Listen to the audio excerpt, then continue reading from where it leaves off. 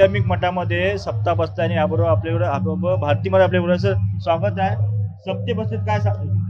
सत्य बसल्यानंतर धार्मिक दृष्ट्या लोकांना बाबा परमार्थ कसं करायचा, नामचिंतन कसं करायचं, नामस्मरण कसं करायचं, त्याचप्रमाणे संप्रदाय कसा टिकवायचा, संप्रदाय कसा वाढवायचा, या दृष्टिकोनातून परमार्थिक दृष्ट्या आम्ही त्यांना मार्गदर्शन करत असतो.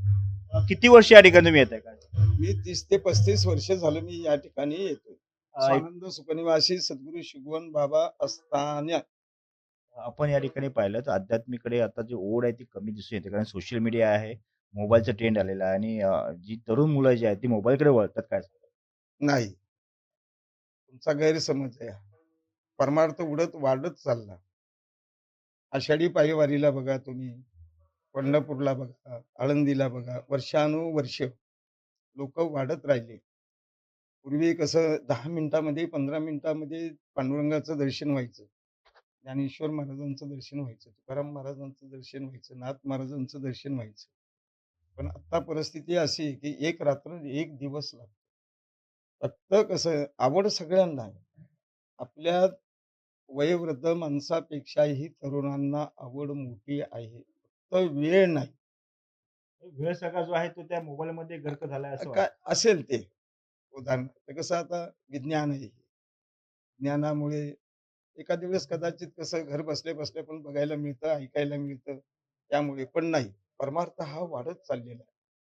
आणि एक आहे, जोपर्यंत वारकरी संप्रदाय आहे तोपर्यंत चंद्रसूर्य असे, जोपर्यंत ज्ञानेश्वरी आहे, तुकोबारायांचा गाथा आहे, उदाहरणार्थ तुमचं कुराण आहे, तोपर्यंत चंद्रसूर्य असेल.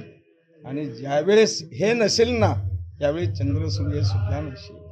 आज आपण पाहिलं तर समाजामध्ये हिंदू मुस्लिम किंवा इतर गोष्टीचं राजकारण केलं जाते, जातीपती राजकारण केलं जाते. काय सांगाल तुम्ही? नाही, ही आपली चूक आहे. असं नाही, काही कोणाच्याही मनात असं काही नाही, काही नाही. आपण सगळे एक आहोत. हा कसा आहे माहितीये का, आता ते बोलू नये राजकीय दृष्ट्या, जातीचे वेश फिरलं जाते पुन्हा. हा, पण ते नाही, ते चुकीचं आहे, ते चुकीचं आहे.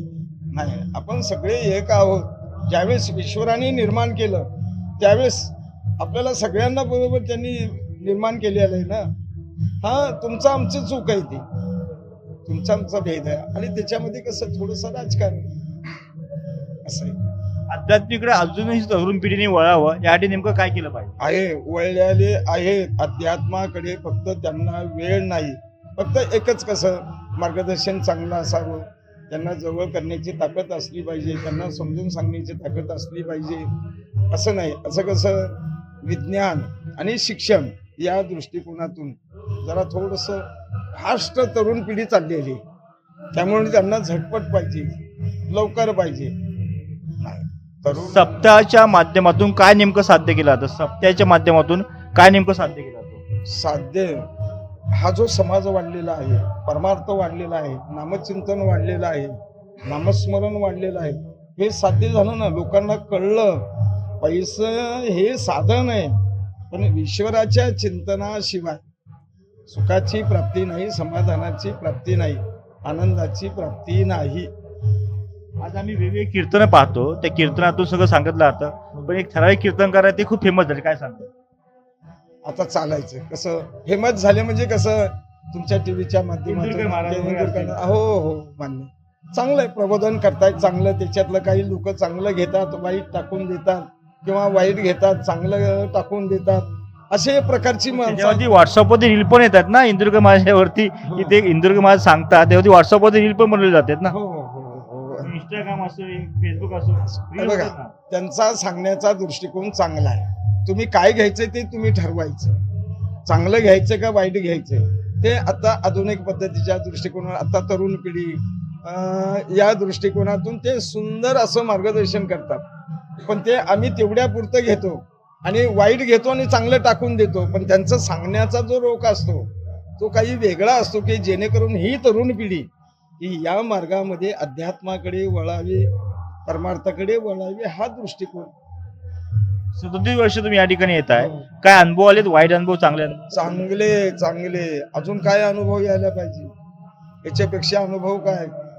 केवढे तरी अनुभव कुठच्या आला नाही हे सांगता येणार नाही. एखादा चांगला अनुभव सांगा ना, एखादी- हो सांगतो सांगा ना एखादा सांगतो ना तुम्हाला. उदाहरणार्थ जेव्हापासून बाबांच्या बरोबर आम्ही येऊ लागलो तेव्हापासून जेवढं आमच्यामध्ये परिवर्तन झालं एवढं परिवर्तन झालं नाही तर आम्ही वाहत गेलो असतो. पण त्यांची कृपा त्यांचा आशीर्वाद म्हणून इथपर्यंत आम्ही आहोत. म्हणून प्रत्येक वेळेस कुठचंही काम करत असलं कीर्तनाला जरी उभं राहिले तरी प्रत्येक पहिलं अगोदर त्यांचं नाव आणि नंतर मग पुढे सुरुवात. हा अनुभव आहे. आणि त्यांचं जर नाव घेतलं नाही तर तुमचं कामही होणार नाही आणि तुमचा कार्यक्रम सुद्धा चांगला होणार नाही. आजच्या पिढीला की आजच्या युगाला काय सांगू इच्छिता? आजच्या पिढीला की आजच्या युगाला काय सांगू इच्छिता परमात्माबाबत? परमार्थाबद्दल अध्यात्म सांगणार, नामचिंतन कसं करायचं, नामस्मरण कसं करायचं, किंवा तुमचे विचार कसे ठेवायचे, आचार कसे ठेवायचे, संगत कोणाची करायची, तुमच्या घरातलं वातावरण, तुमच्या गावातलं वातावरण, तुमच्या वाडीतलं वातावरण हे सुंदर प्रकारे चांगल्या प्रकारे लोकांना मार्गदर्शन करून आणि तुम्ही सुखी राहायचा आणि सगळ्यांनाही सुखी करायचं. तुम्ही सुखी राहा आणि सगळ्यांना सुखी करा असा मार्ग या ठिकाणी सांगितला गेलाय. आपण पाहिलं तर या ठिकाणी सप्तेमध्ये प्रबोधन केलं जातं आणि प्रबोधनातून या ठिकाणी तरुण पिढी घडवली जाते. तरुण पिढीकडे वेळ कमी आहे पण त्यांना वेळ काढतात. ते जरी सोशल मीडियावर असले तरी त्यांचं लक्ष पंढरपूरच्या विठोबाकडे आहे. कॅमेरामॅन अशोक लांबेसह निसा अशोक, नवराष्ट्र चिपळूण.